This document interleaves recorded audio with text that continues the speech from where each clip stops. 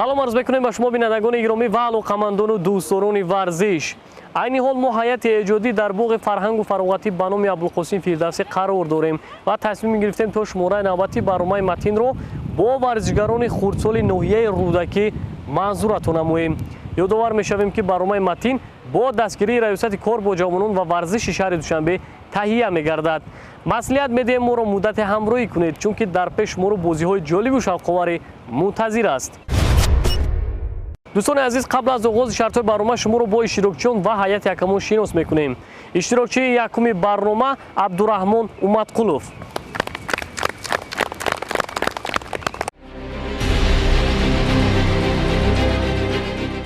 Абдураҳмон Умадқулов сокини ноҳияи Рӯдакӣ аст. Вай тарбиятгирандаи Федератсияи ғайрикасбии Унифайти Ҷумҳурии Тоҷикистон мебошад. Тӯли 1 сол аст ки нозикиҳои моҳори바ро меомӯзад. Вай 2 маротиба вориди рақобат шуда, 1 бор ҷои дуюм ва 1 маротибаи дигар ба гирифтани зинаи аввал мушарраф шудааст. Ба футбол низ таваҷҷӯҳ дорад. аз паҳлавонҳои маъруфи тоҷик ҷоизадори бозиҳои тобистонаи олимпӣ Расул Боқиевро меписандад. иштирокчии дуюми барнома Абдувосит Турақулов.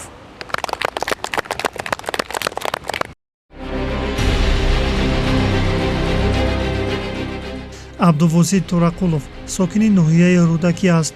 мавсуф дар Федератсияи ғайрикасбии Унифайт навомӯз аст. аниқтараш аз машқу тамринҳояш танҳо 2 моҳ сипарӣ шудааст. вай бештар ба нави лайт ё худ гӯштингирӣ таваҷҷӯҳ дорад. мавсуф ба футбол ҳам таваҷҷӯҳ дошта, мухлиси бозигари аргентинагӣ Лионел Месси мебошад.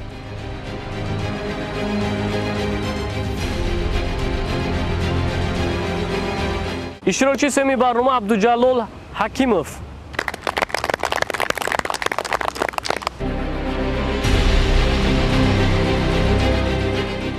Абдуҷалол Ҳакимов сокини ноҳияи Рӯдакӣ мебошад. тӯли 6 моҳ аст ки зери роҳбарии устоди варзиш Зокир Умадқулов тамрин мегирад. номбурда танҳо дар як мусобиқа қуввасанҷӣ кардааст. ин аст ки дар сабқати кушодаи ноҳияи Рӯдакӣ беҳтарин шуд. номбурда ба варзиши рақами 1 низ диққат медиҳад. мехоҳад дар оянда чемпиони Тоҷикистон шавад. иштирокчии чоруми барнома Юсуф Холов.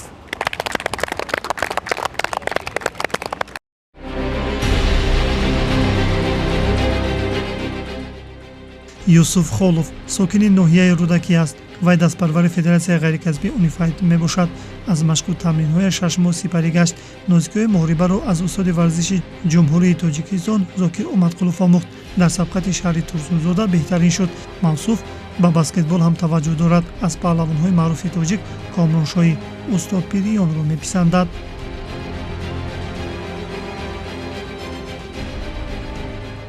иштирокчии панҷум Сулаймон Муродов.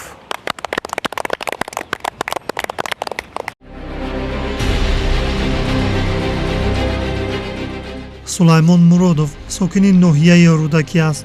мавсуф дар Федератсияи ғайрикасбии Унифайт беш аз 2 моҳ аст ки машқ мекунад. мақсад дорад ки мусобиқаи нахустинро бо касб кардани мақоми аввал хотима бахшад. аз паҳлавонҳои маъруфи тоҷик ҷоизадори бозиҳои тобистонаи олимпӣ Расул Боқиевро меписандад.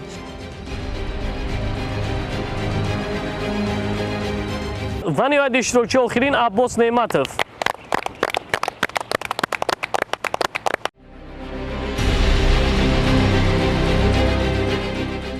Аббос Неъматов сокини ноҳияи Рӯдакӣ аст. беш аз 2 моҳ аст ки носикиҳои моҳорибаи ғайрикасбии Унифайтро аз мураббӣ Зокир Умадқулов меомӯзад. вай бештар ба моҳорибаи классикии Унифайт диққат медиҳад. мехоҳад дар мусобиқаи нахустин шаҳди пирӯзиро чашад. мавсуф ба футбол ҳам таваҷҷӯҳ дошта, мухлиси бошгоҳи Ливерпул мебошад.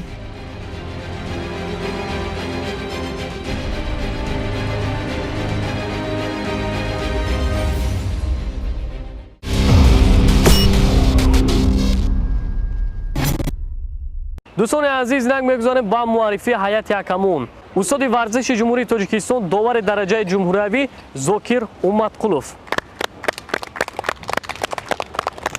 داور در میدان چمپیون چند کرته تاجیکستان اصلدین بحریدین.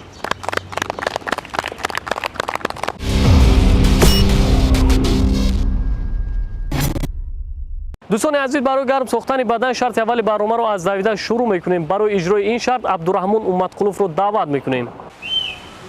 اینک دوستان عزیز با اشتراک داور اشتراکی یکمی برنامه عبدالرحمن اومدقулов به شرط برنامه پرداخت. اکنون میبینیم که مسافه 60 متر رو در مدت چند ثانیه طی میکنه. زودتر باشید، سرعت خود رو بلندتر نمایید. عبدالرحمن اومدقулов مسافه 60 متر رو در مدت 12.19 ثانیه طی نمود. توجه میکنیم به مهارت عبدالواسط تورقулов. اینک عبدالواسط تورقулов رو میبینیم دوستان عزیز شرط رو اجرا کرده ایستاده است و میبینیم که صورتش به نهایت بلند است. احسن میگوییم با عبدالواسط. عبدالواسط تورقулов مسافه 60 متر رو در مدت 10.60 ثانیه طی نمود. توجه میکنیم به مهارت عبدالجلال حکیمов. اینک دوستان عزیز اشتراکی سومی برنامه رو میبینیم. عبدالجلال است. صورتش نه چندان بلند است. او را ضرور است که باید صورت خودش رو بلند نماید زیرا وقت سپری شده ایستاده است. زودتر باشید.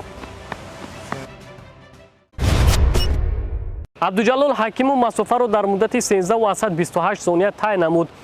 نوبت یوسف خولوف فرو رسید. اینک یوسف خولوف شرط رو اجرا کرده ایستاده است. احسن میگوییم.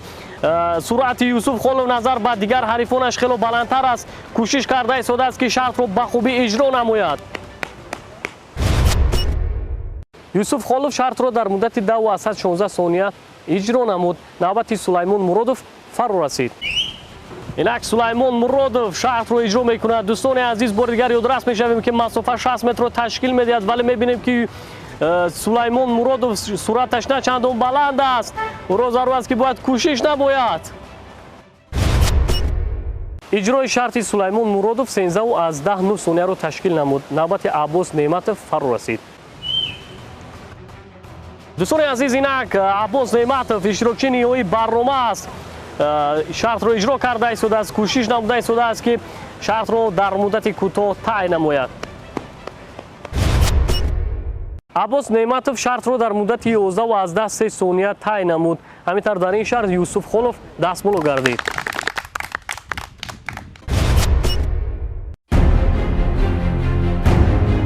дар шарти аввали барнома юсуф холов қобилияти хуби давандагӣ нишон доду соҳиби 10 хол гашт. абдулвосит турақулов бо 1 хол камтар дар зинаи дуюм баъдан аббос неъматов қарор гирифт. абдурахмон дар зинаи чорум, сулаймон ва абдуҷалол мутавасситан дар мақомҳои баъдӣ мавқеъ гирифтанд.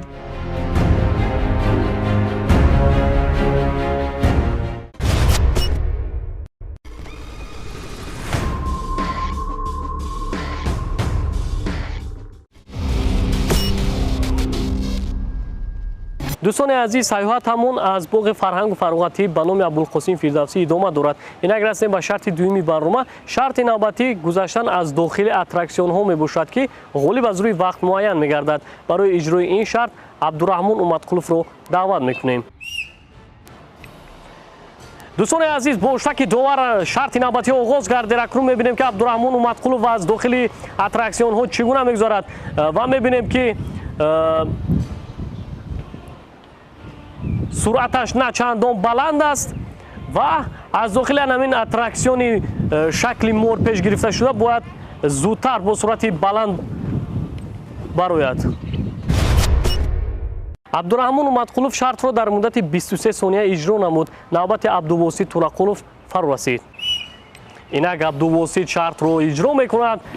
اکنون میبینیم که دوستان عزیز توسط نوربان با بلندی میبراید و سپس از بلندی توسط همین داخل اتراکسیون مورپیچ بیرون میبراید. احسن میگوییم. اجرای عمل عبدالواسط تورقулов 16.87 ثانیه رو تشکیل نمود. نوبت عبدالجلال حکیمov فرو رسید. اینک عبدالجلال رو میبینیم دوستان عزیز اکنون در مدت چند ثانیه شرط رو اجرا میکند. بار دیگر یادداشت می‌شویم که برنامه متین با دستگیری رئیست کار با جوانان و ورزش شهر دوشنبه از باغ فرهنگ و فراغتی به نام ابوالقاسم فردوسی با ورزشکاران خردسال ناحیه رودکی منظوری شما گردیده شده است. اکنون می‌بینیم که اشتراکی نوبتی در مدت چند ثانیه شرط رو اجرا می‌کند. اجرای عمل عبدالجلال حکیموف 25 ثانیه رو تشکیل نمود. نوبت یوسف خلف فرا رسید. اینک یوسف خلف اشتراکی چهارمی برنامه شرط رو اجرا کرده شده است و می‌بینیم که نظر به دیگر رقیبانش خیلی زیرک و هوشیار است. اصلا میگوییم باید هر یک نفر همین گونه فعال باشد، هوشیار باشد تا اینکه تواند که شرط رو در مدت کوتاه اجرا نماید. دوستان عزیز، یوسف خلف شرط رو در مدت 18 و 69 ثانیه اجرا نمود. توجه میکنیم به مهارت اشتراکی پنجمی برنامه. اینک سلیمان مرادوف به شرط برنامه پرداخت. اکنون میبینیم که تا کدام اندازه از اوده اجرای شرط میبراید. او را ضرور است که باید سرعت خود را بلند نماید و میبینیم که به نهایت سرعتش سست است. با این گونه سرعت سست فکر میکنم که امتیازی زیاد رو نمیتواند به دست بیاورد. باید هر یک ورزشکار بار دیگر یادداشت میشویم که در هر یک شرط زیرک و هوشیار باشد. سلیمان مرادوف شرط رو در مدت 30 ثانیه اجرا نمود. نوبت عباس نعمتوف فرا رسید. اینک عباس نعمتوف رو میبینیم. خب عباس نعمتوف خیلی ورزشکار فعال است. اطمینان داریم که در این شرط میتواند که نتیجه خوب منظور نماید.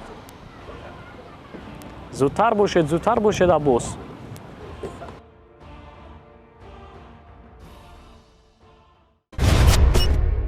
عباس نعمتوف شرط رو در مدت 20 از 184 ثانیه اجرا نمود و همینطور در این شرط عبدالواسط تورقلوف دست بالا گردید.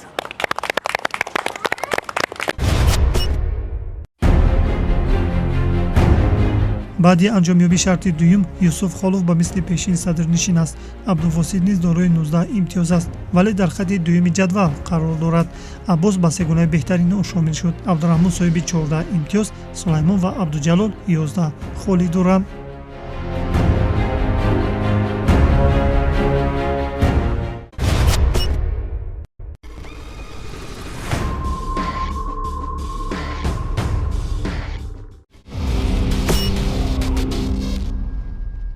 тамошобинон азиз, расте ба шарти сеюми барнома, шарти навбатӣ машқи болофишорӣ мебошад. барои иҷрои ин шарт абдураҳмон умадқуловро даъват мекунем. инак абдураҳмон умадқуловро мебинем. дӯстони азиз, машқи болофишориро иҷро карда истодааст. хуб мебинем ки чанд маротиба амали мазкурро иҷро мекунад.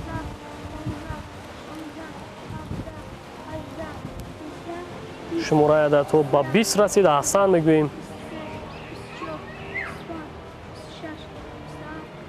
ва мебинем ки абдураҳмон кӯшиш карда истодааст ки машқи болофишориро хубтару беҳтар ва зиёдтар иҷро намояд.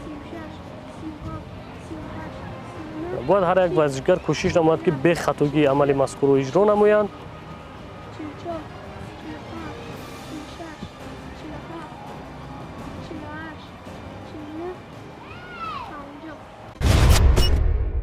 дӯстони азиз, албатта варзишгарони мо 5 ва 6 сол доранд ва дар иҷрои шартҳо камбудиё ба назар мерасад.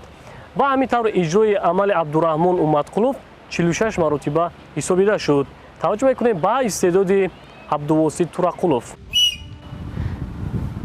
дӯстони азиз, акнун иштирокчии навбатиро мебинем.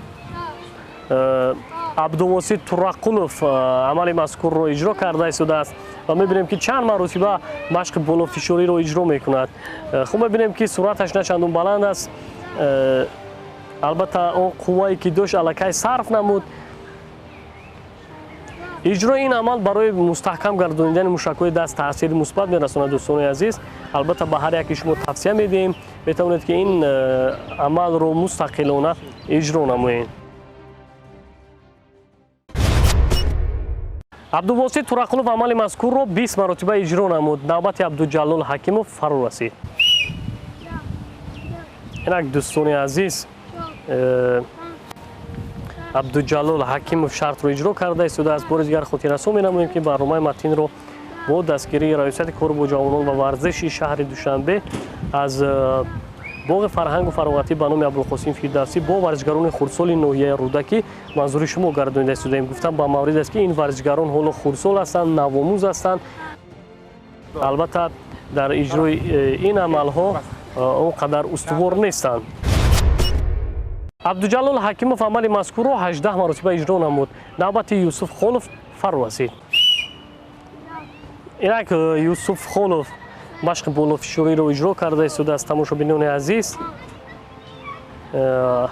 این ورزشکاران حالا ورزشکاران خردسال هستند و از اینها ما اطمینان کلان داریم که در آینده مشق تمرین خود را زیادتر نموده در مسابقه ها اشتراک نموده پرچم تاجیکستان را بلند می‌بردارند.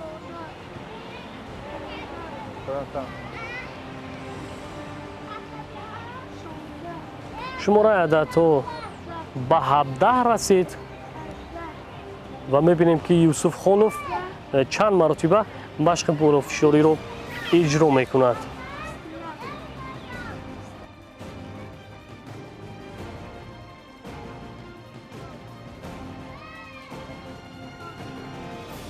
شماره عددها به 27 رسید. یوسف خالف مشق بالافشاری رو 25 مرتبه اجرا نمود.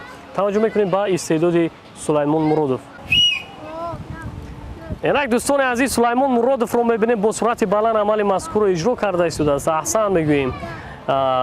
البته اجرای عمل او از دیگر حریفانش کمی تفاوت دارد ولی باز هم رو ضرور است که باز هم کوشش نماید که خوبتر و بهتر این عمل رو اجرا نماید.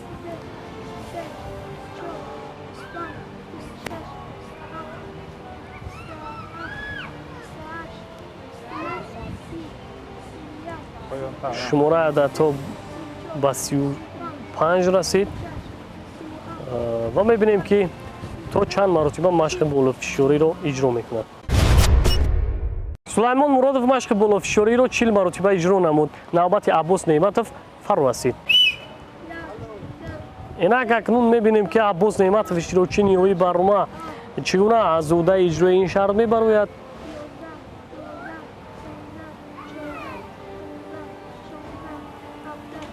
عباس رو ضرور است که کوشش نماید که شرط رو به خطاگی اجرا نماید چون که در عملهای کمی کمبودی به نظر میرسد. ولی دوستان عزیز بار دیگر یادداشت میشویم که این ورزشکاران حالا خردسال هستند، حالا نوآموز هستند. البته در آینده مشق خود رو زیادتر نموده اطمینان داریم که این کمبودی های خود رو اصلاح می نمایند و همزمان در برابر این مشق تمرین در مسابقه ها نیز اشتراک فعالانه میکنند. تماشابینان عزیز از سببی که عباس نعمتov به خطاگی راه داد هیئت یکمان اجرای عمل او را 40 مرتبه حساب نمود و همینطور در این شرط عبدالرحمن اومدقلov دست بالا گردید.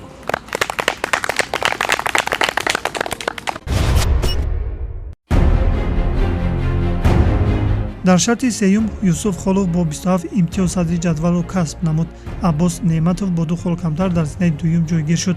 абдураҳмон натиҷаи хубтар нишон доду аз зинаи чорум ба хати сеюм баромад. сулаймон дорои 20 хол, абдувосит ва абдуҷалол соҳиби 17 имтиёзиянд.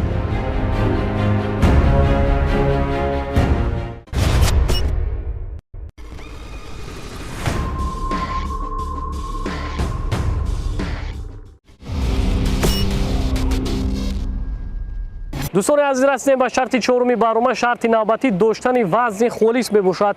برای اجرای این شرط اشتراکی یکمی برنامه رو دعوت میکنیم. اینک دوستان عزیز با اشتراک داور عبدالرحمن اومدقلov به شرط برنامه پرداخت. اکنون میبینیم که مدت چند دقیقه وزن خالص خود رو نگاه میدارند. البته دوستان عزیز در این شرط باید هر یک ورزشگر انا همین گونه وزن خود رو مدت یک چند دقیقه نگاه دارند. البته نه هر ورزشگر مدت طولانی ایستادگی کرده میتوانند چون که در حال خسته میگردند، در حال قوه و نیرویی که دارند صرف میشود و دیگر نمیتوانند که وزن خود را مدت طولانی نگاه دارند. و اکنون میبینیم که عبدالرحمن اومدقلوف مدت چند دقیقه وضع خود رو نگاه می‌دارد. آفرین میگوییم. ثانیه ها سپری شده ایستادند. عبدالرحمن باشد حالا هم ایستادگی کرده ایستاده است. حرکت در چهره او خستگی رو احساس میکنیم. دوستان عزیز، عبدالرحمن اومدقلوف وضع خالص خود رو توانست که 1 دقیقه و 7 ثانیه نگاه دارد. توجه میکنیم به مهارت اشتراکچی دومی برامه. اینک عبدالواصف تورققلوف رو میبینید دوستان عزیز.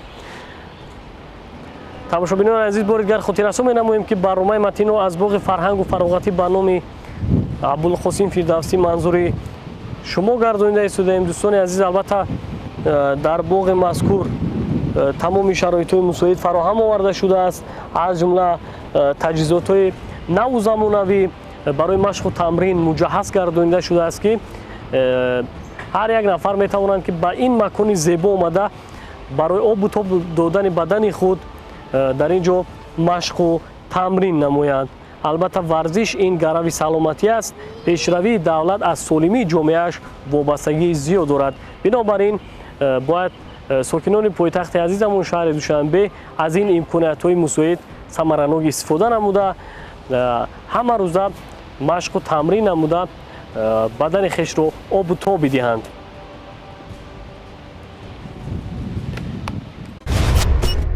عبدالواصف تورققلوف توانست که وضع خالص خود را 1 دقیقه و 1 ثانیه نگاه دارد. نوبت عبدالجلال حکیموف فرا رسید. اینک عبدالجلال به شرط برنامه پرداخت. دوستان عزیز، بار دیگر یادرس میشویم که این ورزشکاران خیلی ورزشکاران خردسال هستند. آنها 5 و 6 سالی دارند. حالا آنها نوآموز هستند، نو قدر تجربه دارند. بنابراین در اجرای عملهای آنها کمی خطاگی به نظر می رسد و ما باوری داریم که آنها در آینده مشق و تمرین خود را زیادتر نموده، باز هم تجربه خویش را زیاد نموده، من بعد در مسابقه ها یا اینکه در این گونه برنامه ها می توانند که به یگان خطاگی هنر و استعداد ورزشی خود را بسنجند.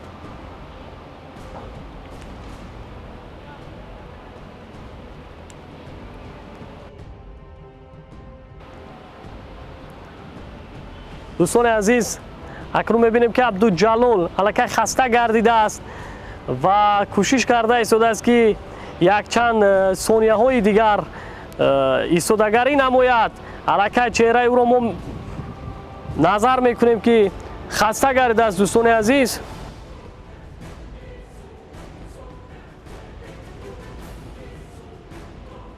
کمی دیگر مونده است. کوشش نمایید.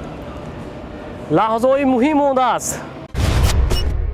عبدالجلال حکیموف توانست که وضع خالص خود را مدت 1 دقیقه و 23 ثانیه نگاه دارد. نوبت یوسف خالف فرا رسید. اینک اشتراکچی نوبتی را میبینیم. دوستان عزیز، یوسف خالف است. اکنون میبینیم که یوسف خالف آیا میتواند که نتیجه حریفان خود را گذارد. البته برای نتیجه حریفان خود را گذاشتن باید کوشش نماید که با صبر باشد، کوشش کند که شتاب نکند. و اکنون میبینیم دوستان عزیز که این ورزشکاران به نهایت خسته گردیدند.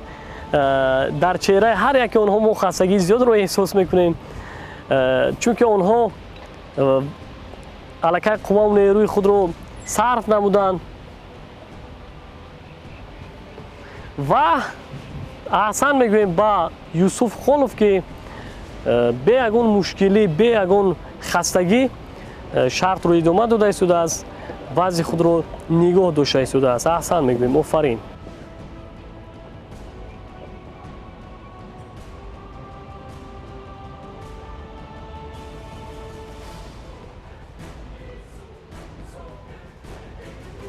دوستان عزیز، گفتم با مورد است که این ورزشکاران در فدراسیون اونیفای، یعنی فیلیال اونیفای در نویه رودکی عمل میکند و در آن همین فدراسیون آنها مشق و تمرین میکنند. یوسف خالف توانست که وضع خالص خود را مدت 1 دقیقه و 33 ثانیه نگاه دارد. نوبت سلیمان مرادوف فرا رسید. инак дӯстони азиз, сулаймон муродовро мебинем. акнун муддати чанд дақиқа вазъи худро нигоҳ медорад. аллакай мебинем ки мувозинати худро хуб нигоҳ дошта истодааст, кӯшиш карда истодааст ки муддати тӯлонӣ вазъи худро нигоҳ дорад.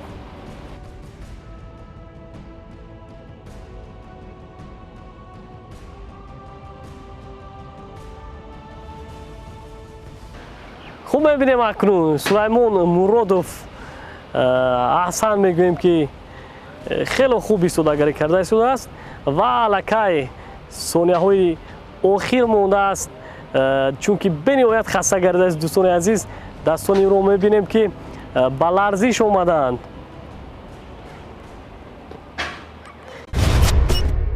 сулаймон муродов тавонист ки вазъи холиси худро муддати 1 дақиқа нигоҳ дорад. навбати аббос неъматов фаро расид. инак дӯстони азиз, аббос неъматовро мебинем. хуб мебинем ки аббос чанд дақиқа дар ин шарт вазъи худро нигоҳ медорад.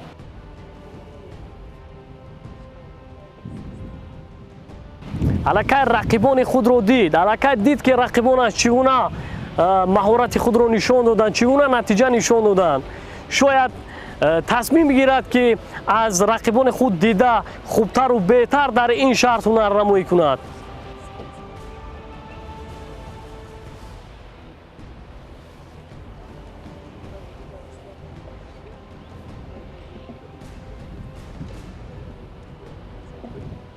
офарин мегӯем ба аббос неъматов.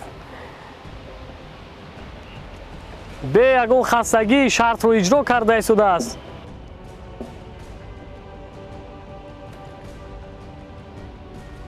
шояд тавонад аббос неъматов дар ин шарт ғолибияти софро ба даст орад.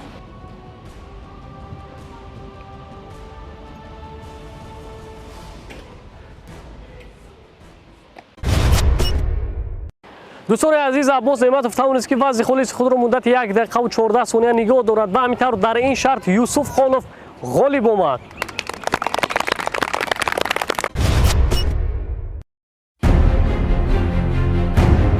пас аз интиҳоёбии шарти чорум юсуф холов бартариро аз даст надод. абдураҳмон бо 1 хол камтар дар зинаи дуюм ҷойгир шуд. аббос неъматов бо 32 имтиёз дар хати сеюми ҷадвал, баъдан абдуҷалол қарор гирифт. сулаймон ва абдувосит мутаносибан мақомҳои панҷум ва шашумро аз они худ карданд.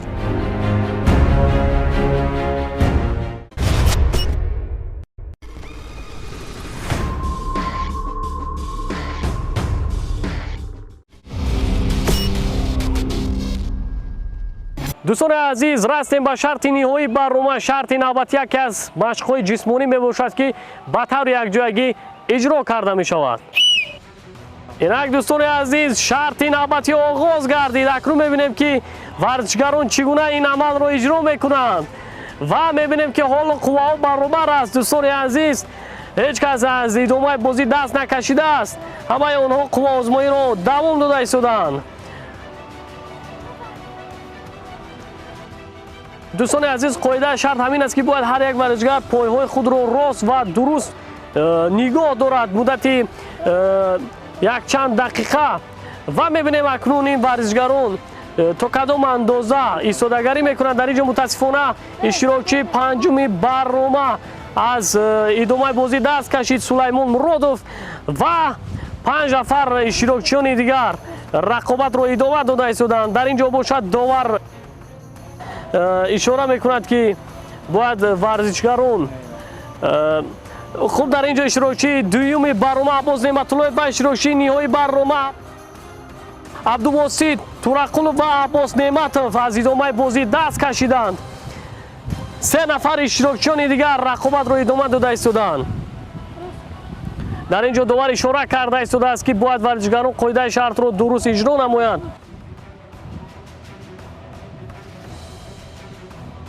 рақобатро 3 нафар иштирокчии якум, сеюм ва иштирокчии чоруми барнома идома дода истоданд. акнун мебинем ки аз миёни онҳо дар ин шарт ки ғолиб мегардад.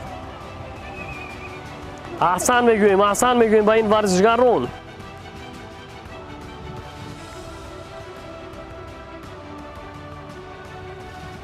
بار دیگر یادآور می‌شویم که برنامه متین رو با دستگیری ریاست کار با جوانان و ورزش شهر دوشنبه از باغ فرهنگ و فراغتی به نام ابوالقاسم فردوسی منظور شما گردانیده شدیم. دوستان عزیز، در باغ مذکور تمام شرایط مساعد برای استراحت فراغت نورسان خصوصا برای ساکنان پایتخت فراهم آورده شده است که هر یک آنها میتوانند که در این باغ زیبا اومده با استراحت و فراغت فرا گرفته شوند و در برابر این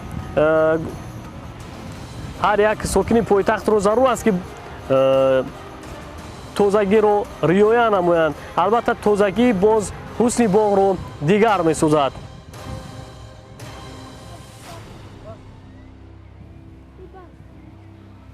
در اینجا اشتراکچی چهارم برنامه از ادامه بازی دست کشید. اکنون دو نفر اشتراکچیان رقابت رو ادامه داده ایستادند. اکنون می‌بینیم که از میان آنها کی از ادامه بازی دست میکشد و کی غالبیت رو به دست میارد. و در اینجا میبینیم که اشتراکچی سوم برنامه نه اونقدر شرط رو خوب اجرا کرده ایستاده است و همینطور در اینجا اشتراکچی یکم برنامه تا آخر ایستادگی نمود. تماشابینان عزیز، فکر میکنم که این شرط هم برای اشتراکچیان و هم برای شما خیلی جالب و شوق‌آور بود و همینطور از میان 6 نفر ورزشگران عبدالرحمن اومدقلوف غالب آمد.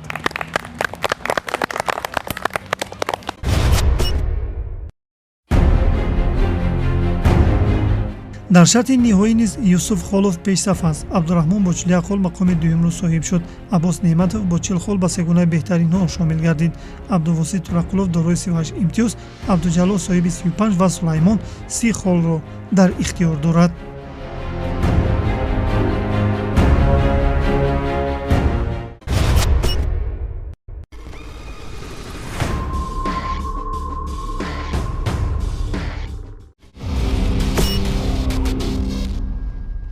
دوستان عزیز، پس از اجرای شرط‌های برنامه متین غالب و جایزه‌داران معین گردیدند.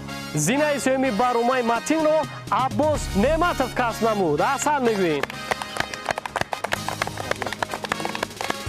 عباس نعمتov کوشش نمود که مقام افتخاری را از آن خود نماید و همینطور از جانب ریاست کار با جوانان و ورزش شهر دوشنبه با این اشتراکچیان مدال افتخار و مها سپرده می شود. احسن میگوییم. متین به من معقول شد ما بیسا بازی های شوق‌آور گذراندیم. من در آینده میخوام چمپیون جهان شوم. جای دوم نصیب عبدالرحمن اومدقلوف گردید. احسن میگوییم. احسن میگوییم. با عبدالرحمن یکی از ورزشگران فعال بود که در برنامه امروزه توانست که جای دوم رو از آن خود نماید. آفرین میگوییم.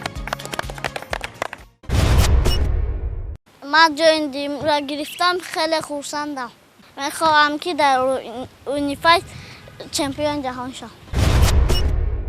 طبق نتیجه گیری هیئت حکمون، قهرمان برنامه امروزه متین یوسف خالف گردید. آفرین میگوییم با یوسف خالف که بهترین ورزشگر بود در برنامه امروزه متین. در هر یک شرط برنامه با کوشش و زحمت‌های زیاد توانست که جای اول رو از آن خود نماید. احسن میگوییم.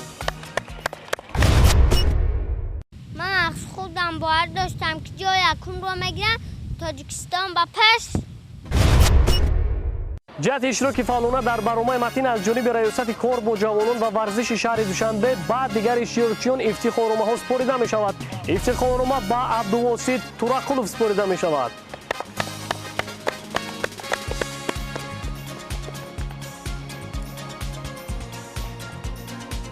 افتخارنامه دیگر با عبدالجلال حکیموف سپرده می شود.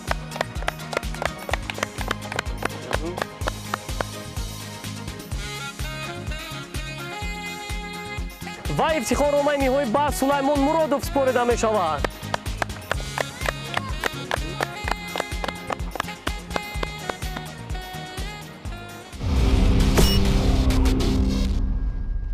بینندگان گرامی، این بود برنامه متین که با دستگیری ریاست کار با جوانان و ورزش شهر دوشنبه از باغ فرهنگ و فراغتی به نام ابوالقاسم فردوسی با ورزشگران خردسال ناحیه رودکی منظور شما گردید. اطمینان کامل دارم که برنامه امروزه به شما نیز پسند آمد. خیر تا برنامه آینده.